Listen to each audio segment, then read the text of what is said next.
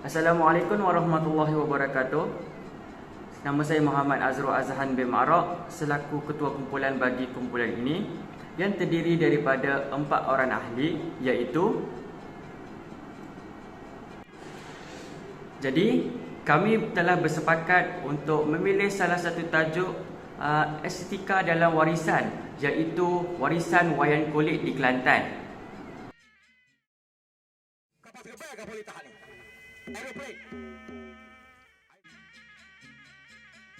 Assalamualaikum, nama saya Nur Syazwani binti Ahmadu Badwi, nombor matrik C20A1287. Pengenalan wayang kulit. Wayang kulit adalah satu bentuk teater tradisional yang menggunakan prinsip cahaya dan bayang.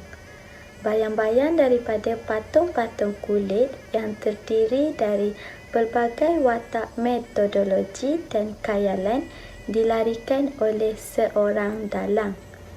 Fungsi wayang kulit ini adalah sebagai medium hiburan dan kadangkala ia juga dikaitkan dengan unsur ritual yang terdapat dalam sesuatu masyarakat. Seni persembahan ini tersebar dan membentuk satu identiti tersendiri dalam sesebuah masyarakat. Wayang kulit Kelantan dahulunya dikenali sebagai wayang kulit Siam kerana pemerintahan oleh Melayu Kelantan yang berasal dari Patani di negeri Siam. Walau bagaimanapun, ia dipercayai berasal dari Kemboja, tetapi ia dibawa masuk ke negeri Kelantan melalui Patani. Wayang ini tersebar dengan meluas di pantai timur semenanjung Malaysia. Wayang kulit Kelantan merupakan persembahan wayang kulit yang disampaikan dalam bahasa Melayu Lorat Kelantan. Cerita-cerita yang disampaikan adalah berdasarkan kisah hikayat Sri Rama yang disadur oleh kitab epik Hindu, iaitu Hikayat Ramayana. Patung dibuat dalam bentuk mengiring dan kebanyakannya berdiri di atas sesuatu, seolah-olah watak kepada patung berkenaan berdiri di atas satu-satu kenderaan seperti naga, ular atau bunga-bungaan. Pada patung itu juga, kebanyakannya hanya dapat menggerakkan sebelah tangan sahaja, iaitu tangan di hadapan, manakala tangan di belakangnya pula memegang senjata. Alat-alat muzik pula yang mengiringi persembahan wayang kulit Kelantan adalah seperti serunai, sepasang gedombak, sepasang geduk, sepasang gendang, sepasang gong atau tetawak, canai dan juga kesis. Berdasarkan pemilihan tajuk estetika dalam warisan, iaitu wayang kulit, teori yang sesuai dengan tajuk kumpulan kami adalah teori estetika ekspresionis. Teori estetika ekspresionis ini mendedahkan bahawa kecantikan tidak selalu dijelmakan daripada sesuatu bentuk, tetapi juga datang daripada maksud dan tujuan ekspresi objek tersebut. Teori ini beranggapan bahawa keindahan karya seni bergantung kepada apa yang diungkapkannya. Tokoh wayang kulit Kelantan, iaitu penerima anugerah seniman negara pertama ini, dilahirkan pada tahun 1940 di Kampung Kebakat, Kelantan. Hamzah Awang Ahmad atau lebih dikenali sebagai Pak Hamzah. Beliau sangat meminati wayang kulit semenjak berusia belasan tahun melalui pemerhatian kesenian ini di sekitar kampungnya. Kewibawaan Pak Hamzah bukan sahaja sebagai seorang pemain mahupun membuat alat persembahan wayang kulit, malah beliau telah berupaya mengangkat seni wayang kulit ke peringkat antarabangsa. Selain daripada itu, penglibatan beliau sebagai tenaga pengajar di Institut Pengajian Tinggi telah berjaya menghasilkan metodologi pengajaran seni muzik wayang kulit Kelantan yang amat efisien, sistematik dan komprehensif. Pada tanggal 1 Januari pada tahun 2001, Hamzah Awang Ahmad telah kembali ke rahmatullah dengan mewasiatkan wayang kulit ini kepada kita sebagai generasi baru yang akan meneruskan perjuangan beliau. Assalamualaikum, nama saya Muhammad Azro Azhan bin Ma'raq, memegang kad matrik C201-1039. Bagi peranan wayang kulit dalam konteks sosial budaya masyarakat pula, pelbagai bentuk dan jenis wayang kulit boleh didapati di Asia dan lebih-lebih lagi di Tenggara Asia. Setiap jenis wayang kulit tersebut mempunyai bentuk dan wataknya yang tersendiri dan juga agak berbeza dari satu kawasan atau latar belakang masyarakat kepada yang lain. Hari ini di Semenanjung Malaysia sahaja terdapat 4 jenis wayang kulit dan setiap satu mencerminkan pengaruh-pengaruh masyarakat dan juga kebudayaan yang telah mempengaruhi masyarakat itu. Terdapat 4 jenis wayang kulit di Semenanjung Malaysia, iaitu yang pertama adalah wayang Kelantan yang disampaikan dalam bahasa Melayu, logat Kelantan dan berasas kepada pengaruh Patani. Yang kedua pula adalah wayang Melayu, disampaikan dalam bahasa Melayu yang berpengaruh Jawa. Yang ketiga adalah wayang Purwa, disampaikan dalam bahasa Jawa dan diselit juga dengan bahasa Melayu tempatan. Dan yang terakhir pula adalah wayang Gedek, lazimnya disampaikan dalam bahasa Thailand dan bahasa Melayu logat tempatan. Dari keempat-empat jenis wayang kulit ini, yang pertama dan kedua didapati di Kelantan dan negeri-negeri pantai timur. Yang ketiga terdapat di bahagian selatan pantai barat Semenanjung, terutamanya di Johor, dan yang keempat pula terdapat di negeri Kedah, Perlis dan beberapa negeri utara pantai barat Semenanjung.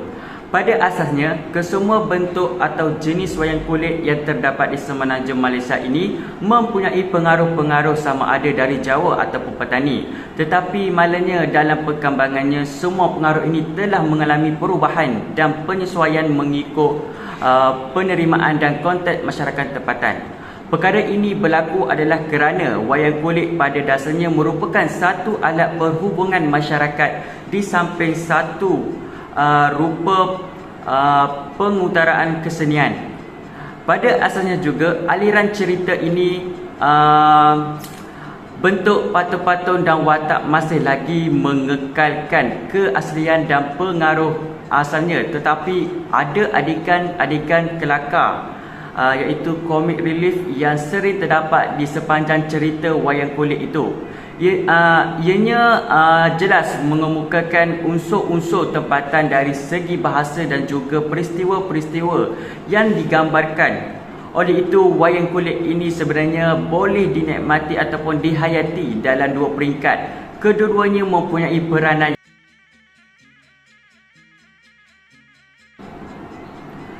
Dari segi perbezaan yang terdapat dalam jenis wayang kulit Kelantan tersebut adalah yang utama dari segi bentuk patungnya.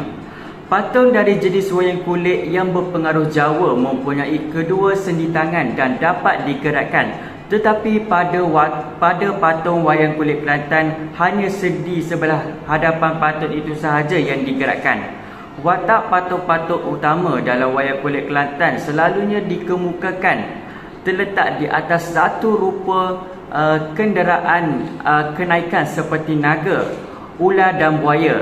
Sebaliknya, ciri ini tidak terdapat dalam patung-patung wayang kulit Jawa. Hampir keseluruhan patung wayang kulit dipersembahkan dalam kedudukan mengiring. Hanya patung wayang Gedek sahaja yang terdapat patung-patungnya dibentuk berhadapan. Pada keseluruhannya, hampir kesemua patung-patung wayang kulit yang berpengaruh Jawa dari Thailand ini mengekalkan ciri-ciri asalnya dari segi pakaian, tudung kepala dan peralatan-peralatan senjata, tetapi di mana terdapat watak-watak tempatan di dalam cerita, segala ciri-ciri tempatan digunakan. Sebagai contohnya, watak-watak tempatan seperti Wak Long, Pak Dogol, Mahasiko iaitu wayang Kelantan, Semar dan Cemuras iaitu wayang Melayu bukan sahaja melambangkan perwatakan tempatan, tetapi pembentukan patungnya juga terkeluar dari kelaziman pembentukan patung-patung yang lain. Hai dan Assalamualaikum, saya Aziani Nadiha binti Yusri, pemegang kad matrik C20A0945.